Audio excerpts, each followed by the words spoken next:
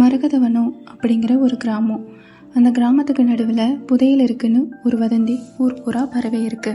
அது மட்டும் இல்லாமல் அந்த கிராமத்தில் 2000 வருஷத்துக்கு முன்னாடி கட்டப்பட்ட கோவில்கள் மற்றும் கட்டிடங்கள் நிறைய இருக்குது. அதனாலேயே அதை ஆராய்ச்சி பண்ணுறதுக்கும் சுற்றி பார்க்குறதுக்கும் நிறைய பேர் மரகதவனத்துக்கு வரதுண்டு. நம்ம ஹீரோ கவின் அந்த கிராமத்தில் தான் வாழ்ந்துட்டு இருக்கான்.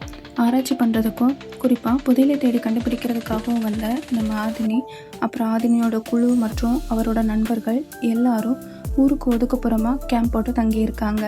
கவினுக்கு எப்போவுமே ஒரு கேள்வி இருக்கும். அது என்னென்னா, எந்த நம்பிக்கையில் எல்லாரும் இந்த கிராமத்தில் புதையல் இருக்குன்னு வராங்க? அப்படி இருந்திருந்தா இங்கேயே பிறந்து வளர்ந்த நமக்கு ஏன் இன்னும் தெரியாமல் இருக்குது? இப்படி யோசிச்சுட்டே அங்கே அந்த ஆத்தங்கரை ஓரமாக நடந்து வந்துட்டு இருந்தான். நம்ம ஆதினி ஆத்தங்கரை ஓரமாக அமைதியாக உட்காந்து ஆரோட அழகை அப்படியே மேமறந்து வேடிக்கை பார்த்துட்டு இருக்கா. அவளை பார்த்த கவின், இவங்க நம்ம ஊரை ஆராய்ச்சி பண்ண வந்தவங்க தானே அப்படின்னு அவளை அடையாளம் பிடிச்சிட்டு, சரி இவங்கிட்ட போய் பேசினா ஒருவேளை நம்ம கேள்விக்கு விடை கிடைக்கலான்னு அவகிட்ட பேச அவள் பக்கத்தாடி போகிறான்.